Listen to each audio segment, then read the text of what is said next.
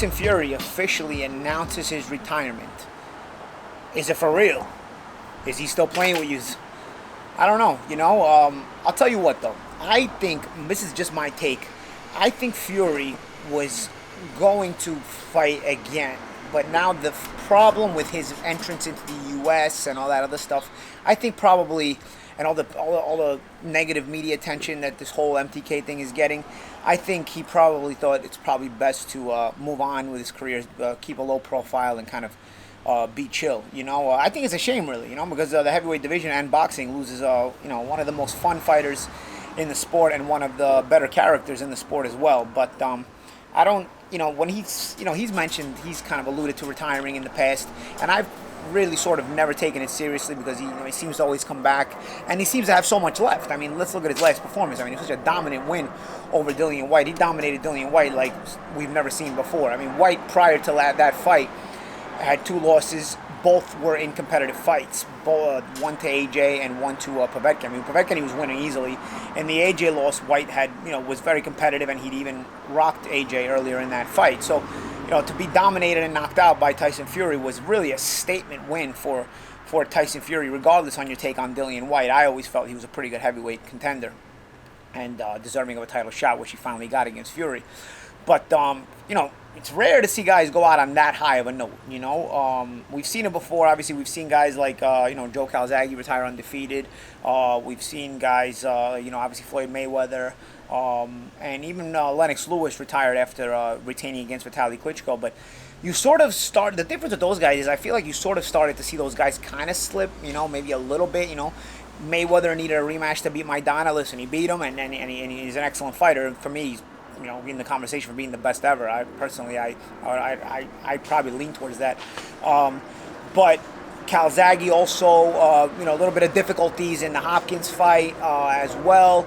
And Lennox Lewis was losing on the cards when he got the stoppage against Vitaly Klitschko. So these guys did go out on top, but I feel like Fury was really, really on top. I mean, this was a dominant statement win that left you thirsting for more, and all of a sudden he retires. So I'm a little bit disappointed. I wanted to see more of Tyson Fury. I know some people, they'll probably be disappointed about we didn't get to see the unification fight with the winner of AJ and Usyk. We never got to see the old British showdown, the old English showdown between Fury and AJ, which would have, I think, filled up any stadium in England, and so on and so forth. But I think, certain things, the ship sails sometimes, It's like when everybody wanted Wilder and AJ, but then Fury came in and ruined that party. Then everybody wanted Fury and AJ, for the undisputed title, as well as the old English showdown. And I just felt like now that ship kind of has sailed once Usyk beat AJ, and depending on that result with Usyk and AJ in the rematch, it may really, really have sailed anyway, So we'll see. But nonetheless, I sort of am disappointed. I would have loved to see another undisputed heavyweight champion. Obviously, Vladimir Klitschko did it not that long ago, but we were right on the precipice of having an undisputed heavyweight champion again, which is obviously the mystical weight class in boxing, and something that we always really thrive for and starve for in the sport, and we were right on the verge of getting it. I think the unification fights are great because they force the best to fight the best, and when fighters really go for them and they chase them, I think the fans get their most money's worth. Where does Tyson Fury's legacy stand here? What is his best win? People are gonna say, oh, he didn't hang around at the top long enough. We got the airplanes flying up above me. We got hey man, listen, we're by JFK over here. We got JFK Airport, not the president. We know he's not alive, okay? But JFK Airport, in New York, and we got the guy who's got the rice burner in his engine when he those are always great when they put the rice burner engine muffler on the cars. But anyway, going back, I think Fury is, he's in the conversation among the best heavyweights ever. I know he didn't have a long time at the top, but really, this is a guy with the total boxing package you have here is difficult to deal with. A 6'8", 6'9" guy with athleticism can fight you in a physical manner, can fight you on the back foot, boxing you, really can pick and choose the way he's going to adjust to you.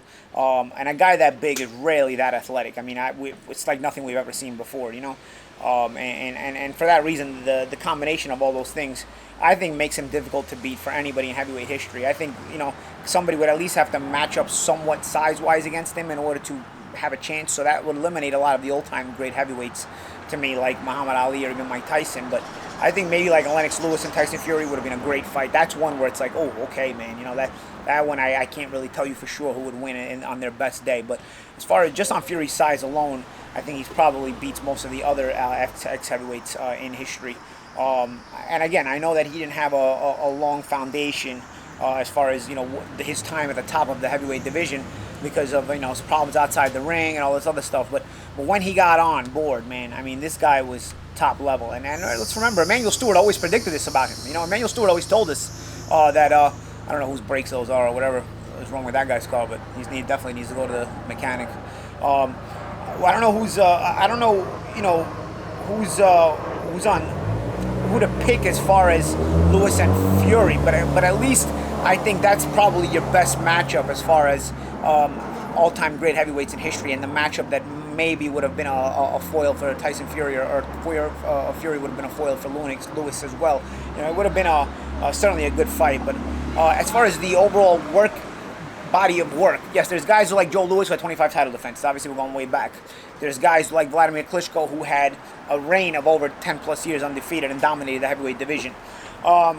Then you had guys like Ali who fought everyone in their era, no matter what, at what point he fought. He didn't pick and choose anything. I think that's the only guy that really just went right after everybody and fought everybody. And there's nobody in that era that Ali didn't fight, and he fought them all probably at their best, even when maybe he wasn't at his best, which is really an insane thing to do. You would probably never see that again, So, you have different comparisons and different resumes of these fighters, but I think in the head-to-head matchup, because of the physical properties and the mental strength and the mental instincts and intelligence Fury has in the ring, I think he's difficult to beat for anybody else in history, and I think he deserves his place among the best in history, and possibly might be the best heavyweight in history because of all those things I really just described. And I don't know what you guys think. I'm sure in the comments section there's going to be a lot of varying opinions and whatnot, but you still have to come up with why a certain guy would beat him, or why you think that, and listen, it may be as simple as, hey, maybe his body of work is not big enough to,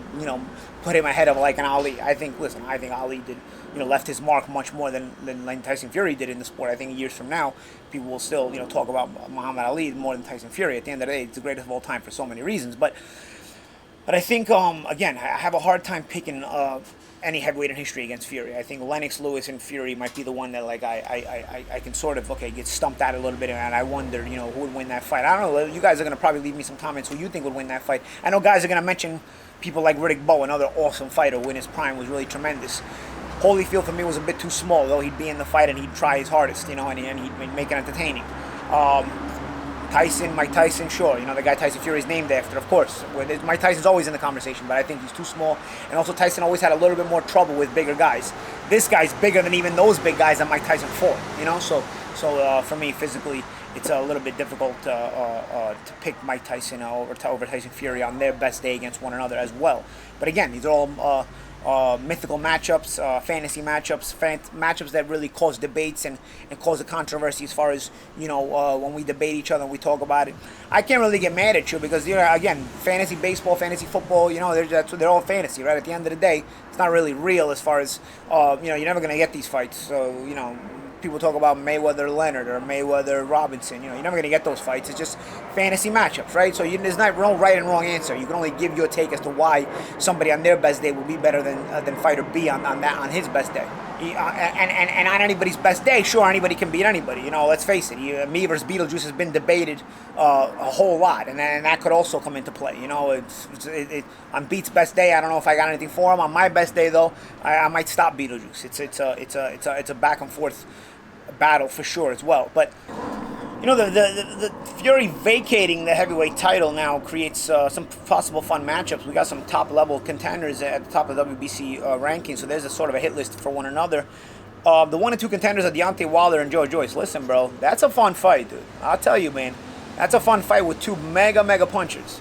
That's a fun fight. That could get interesting. Somebody's going to sleep for sure. That's my prediction for that fight. I don't know who to tell you who would win that fight. I probably lean slightly towards Deontay, but only ever so slightly. I mean, Joe is so dangerous, man, and the Juggernaut really is. I feel like he's getting better every time I see him, and he's getting more destructive every time you see him.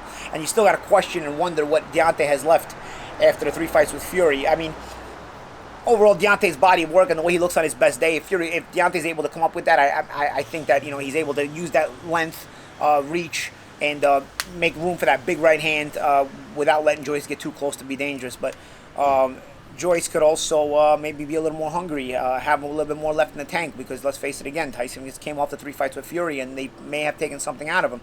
If Joyce gets in close and starts to land some shots, it's over for Deontay. I mean, Deontay never had the greatest chin. He's a solid warrior, never had the greatest chin. And Joe Joyce hits you like that, bro, we've seen what he does. And I don't think it'll be different for Deontay Wilder if Joe Joyce hits you like that. Listen, a really, really fun fight. And I think that, the retirement of Tyson Fury, I guess Fury continues to entertain us even as he retires, because he forces maybe the possibility of this fun matchup as well. Yeah, and if one of those guys gets the title, obviously if they make that fight, we'll have a new WBC champion. That can sort of push a unification with the winner of AJ and Usyk in the rematch. We may still wind up with an undisputed champion, because the winner of AJ and Usyk still has the 3 belts. If we go hurry up and clean this retirement mess up from Fury and have the WBC title occupied by one of these 2 guys, Joyce or Wilder, right away, they can start to clamor for a unification fight. The clamoring starts to begin. When we already have 3 of the titles unified, so it's just one unification fight has to happen. And that's a big possibility, I think, once you have the winner of Joe Joyce and Wilder, because the winner of Joe Joyce and Wilder would also really gain a lot of momentum press-wise. They would gain the headlines, they would gain the magazine covers, they would really be in the press and talked about. And right away, that would be the conversation, the unification fight. So I think it leaves the possibility of unification still open, but obviously without Tyson Fury around. Overall, let me know what you think.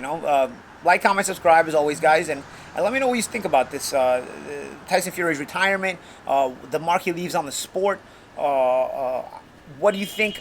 Did he live up to the potential that Emanuel Steward promised us he would be? He would. I mean, Emanuel Steward was so high on him early in his career, and did he live up to what Emanuel Steward promised us would become of Tyson Fury? And what do you think of Emanuel Steward saying that so early in Fury's career? I mean, what kind of a genius was Emanuel Steward to see these things coming and prophesy them, even where now from the grave we're still acknowledging his psychological intuitiveness and greatness, and his ability to really pick out super talents. Let me know what you think, guys. Like, comment, subscribe. I'm Paulie Malignaggi for Paulie TV, coming to you from Brooklyn with all the noise. We got all the background noise. Later.